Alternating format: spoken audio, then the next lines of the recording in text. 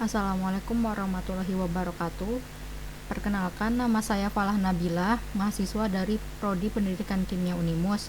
Pada kesempatan kali ini saya akan membahas kalsium dalam sisi Islam. Allah menciptakan manusia agar menjadi khilafah yang dapat mengolah bumi dan seisinya. Untuk melakukan hal tersebut, Allah memberikan ilmu pengetahuan kepada manusia agar manusia dapat berpikir dan menggunakan bumi dan seisinya dengan bijak. Allah Subhanahu wa Ta'ala menciptakan berbagai macam unsur kimia untuk manusia manfaatkan. Salah satunya adalah kalsium.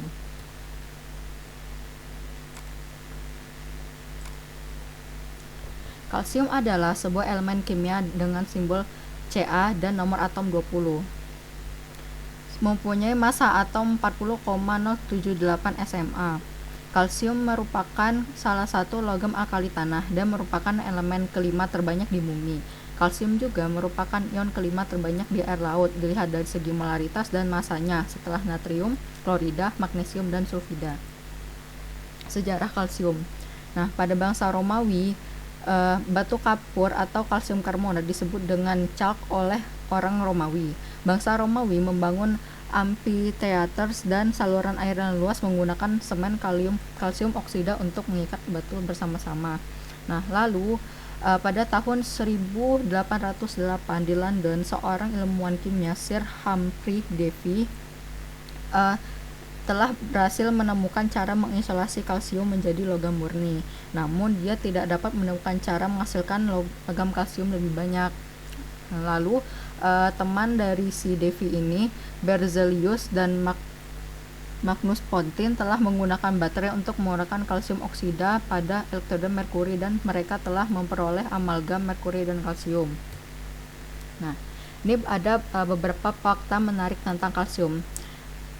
Nama elemen kalsium berasal dari kalsis, bahasa Latin yang berarti kapur. Logam murni bereaksi hebat dengan air dan asam. Jika mereka bereaksi akan terjadi terbakar. Nah, unsur kalsium ini penting untuk hewan dan juga manusia tentunya dan nutrisi tanaman.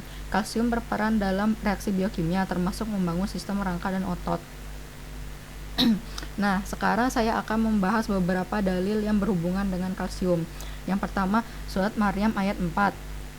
Ia berkata, "Ya Tuhanku, sesungguhnya tulangku telah lemah dan kepalaku telah ditumbuhi uban, dan aku belum pernah kecewa dalam berdoa kepada Engkau, ya Tuhanku."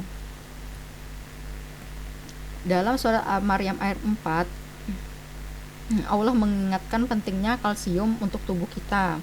Al-Quran telah mengingatkan adanya hubungan antara tulang dengan produksi anak. Belakangan, ilmu pengetahuan menyatakan bahwa tulang memiliki fungsi-fungsi penting yang menjadi tempat bergantung kehidupan manusia, sebab tulang mengandung bahan-bahan yang dibutuhkan tubuh seperti fosfor dan kalsium. Ia mengatur proses distribusinya dengan cara yang dapat menjaga kestabilan detak jantung dan gerakan otot. Lalu yang kedua, surat Al-Baqarah ayat 259 yang artinya, "Atau apakah kamu tidak memperhatikan orang yang melalui suatu negeri yang temboknya telah roboh menutupi atapnya?" Dia berkata, "Bagaimana Allah menghidupkan kembali negeri ini setelah hancur?" Maka Allah mematikan orang itu 100 tahun, kemudian menghidupkannya kembali. Allah bertanya, "Berapakah lamanya kamu tinggal di sini?" Ia menjawab, "Saya tinggal di sini sehari atau setengah hari." Allah berfirman, "Sebenarnya kamu telah tinggal di sini 100 tahun lamanya. Lihatlah kepada makanan dan minumanmu yang belum lagi berubah. Dan lihatlah kepada keledai kamu yang telah menjadi tulang berulang. Kami akan menjadikan kamu tanda kekuasaan kami bagi manusia. Dan lihatlah kepada tulang belulang keledai itu. Kemudian kami menyusunnya kembali. Kemudian kami membalutnya dengan daging. Maka tatkala telah nyata kepadanya bagaimana Allah menghidupkan yang telah mati, dia pun berkata, 'Saya yakin bahwa Allah Maha Kuasa atas segala sesuatu.'" Nah, adapun mukjizat medis dalam ayat tersebut terletak pada kalimat nunshizuha,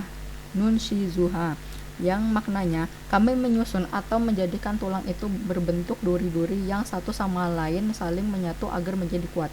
Tulang terbentuk dari bahan kalsium. Sebanyak 99% kalsium yang ada di tubuh membantu pembentukan tulang, dan proses tersebut terjadi dengan bantuan vitamin D. Kekurangan vitamin D dalam tubuh dapat menyebabkan terbentuknya kalsium dalam tulang sehingga menimbulkan penyakit tulang rapuh atau keropos. Nah, Berarti artinya di dalam surah Al-Baqarah ayat 259 menjelaskan bahwa tulang terbentuk dari kalsium. Hadis tentang air Zam-Zam. Yang pertama, Zam-Zam adalah makanan yang membangkitkan selera, obat dari berbagai penyakit. Hadis riwayat At-Tayalisi.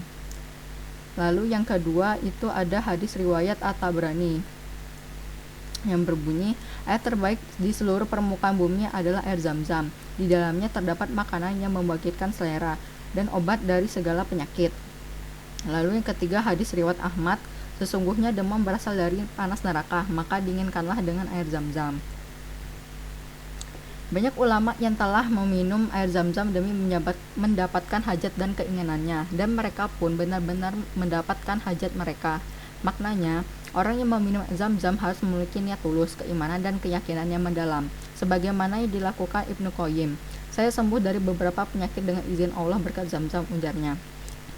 Air Zam-Zam dapat menyembuhkan penyakit-penyakit pada pencernaan, rematik, jantung, dan pembuluh arteri. Hal ini karena air Zam-Zam kaya akan mineral seperti kalsium dan magnesium. Ada banyak kisah orang-orang yang pernah mendapat keajaiban setelah meminum air Zam-Zam. Hal ini membuktikan kebenaran sabda Rasulullah tentang air diberkati tersebut. Nah, beberapa kandungan mineral yang terdapat dalam 1 liter air Zam-Zam. Yang pertama itu kalsium berjumlah 200 mg, magnesium 50 mg, sodium 250 mg, potasium 120 mg, klorin 350 mg, dan sulfur 370 mg. Nah, itulah beberapa pembahasan kalsium di dalam Islam. Sekian dari saya, terima kasih sudah menonton video ini. Wassalamualaikum warahmatullahi wabarakatuh.